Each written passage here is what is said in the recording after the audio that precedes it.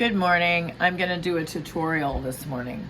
Now, I've already done most of this drawing, so I won't be able to talk about what I did up here while I'm doing it, but I can talk about how I go forward from here. So the subject is Botvinnik. He's, one of the world's greatest chess players that ever lived, and he was world champion in the 20th century. Anyway, I'm trying to get his face here, okay? I do not feel that I have a likeness yet, at all. And a lot of times in my portraits, I don't feel that I got a likeness. And this one back here, the Bob Dylan, I felt like I did get a likeness, but a lot of the times I don't. And the Jerry Garcia. So what I'm struggling with here is to get a likeness, and that's what I'm gonna do a tutorial on, even though it is an area where I struggle. Okay. So the getting a likeness just means I just need to get everything in the right place proportionally to where it is over here. So if the eye is this distance related to the nose, I just need to get that accurately. It's very much like a map. So in fact, you could just measure everything with you could just do it with mathematics, really, and that would take the art out of it for me. But okay, so this eye to this eye, let's look. So I'm measuring the distance from these two pupils to the nose, coming up with a triangle, equilateral triangle over here, coming up with, okay, I can see right away, just from that little exercise that I just did, that this iris here is closer to the nose in this picture than it is here.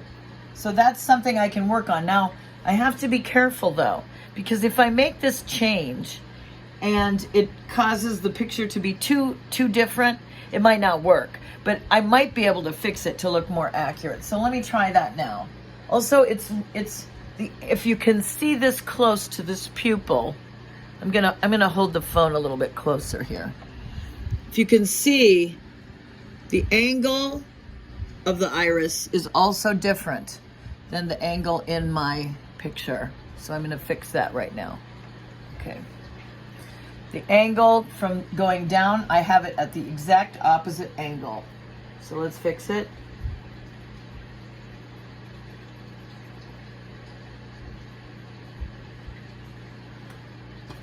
Okay, now,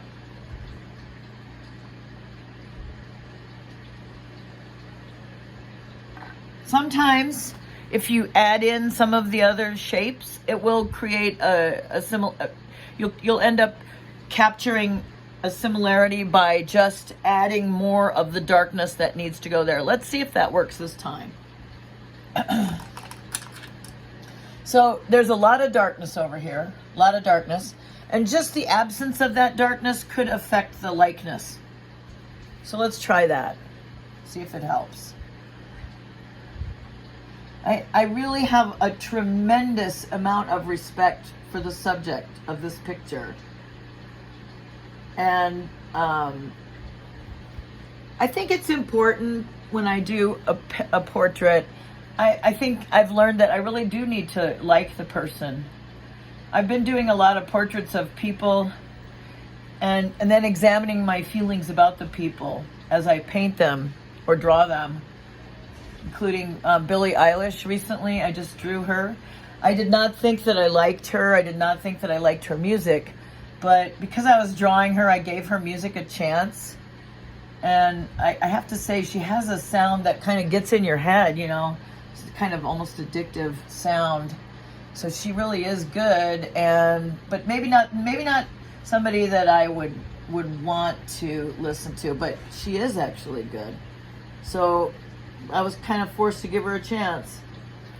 And I just have kind of a knee-jerk reaction against celebrities anyway, in general. When they're first famous, like, I don't want to get on board with what everybody else is getting on board with. Now let's look at the angle of the forehead. This is an area where I really feel like my picture is off. Okay, so let's look at this angle here very closely. Okay, and then look up here and back again.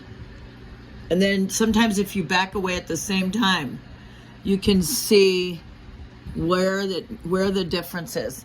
As a viewer, you might see things as you're watching that I'm not seeing. And, you know, feel free to type it in the comments. Okay, so I'm going to try to match this again, and I am having a hard time. Now, I was watching a video by a guy called the Paint Coach, and I think it was him. Anyway, he talked about the importance of visualizing the back of the skull as you're working. So I'm trying very hard to visualize where that skull goes off, that plane, you know, right here.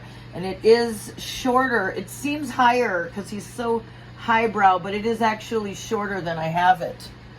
Let's check. Now, I want to point out, by the way, this is a sketching pencil, and this is the charcoal. These are hard. It's harder to erase the charcoal than the sketch pencil. So I'm going to work with the sketch pencil for a minute here. I want to point out that this is a round shape, right? And if I can't see the roundness of the forehead, now you know what this clothespin is for.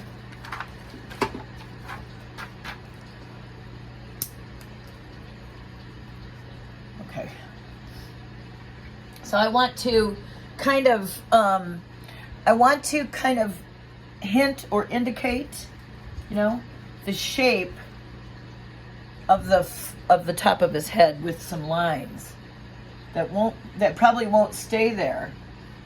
Okay, here's a line right here. I see. Plane. It's like a plane. The face has all these planes in it, and you have to try to identify them and pull them out.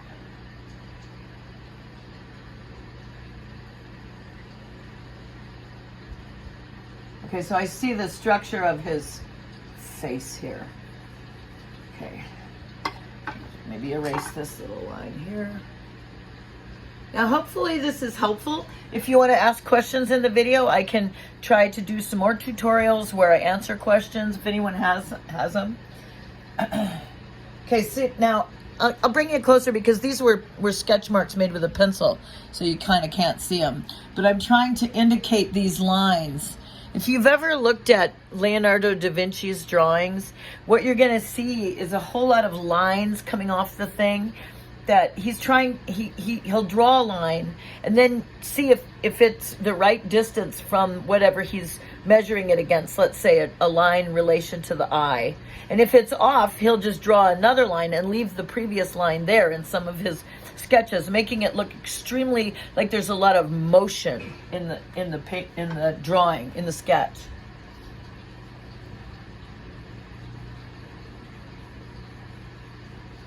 So I'm trying to get these planes in the forehead.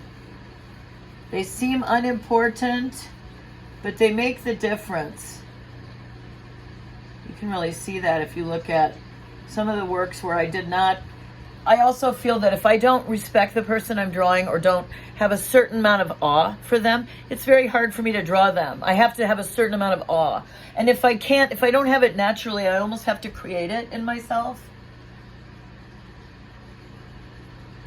Okay, this forehead is too high, I believe.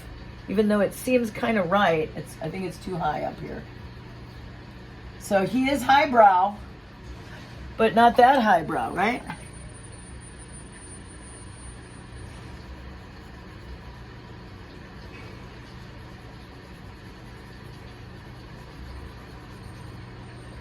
Okay.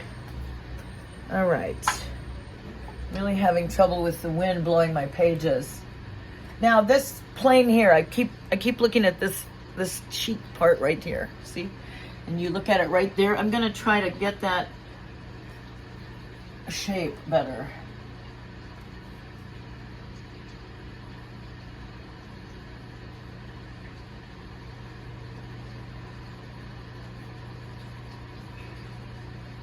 Okay, that shape. And then when you draw a shape on a face, you want to find another shape farther away and draw it at the same time, because that way you're doing a better job of relating these features to each other. It's more important that these features be the right distance from each other than anything else. I mean, that's where the whole idea of the cubism comes in, I think.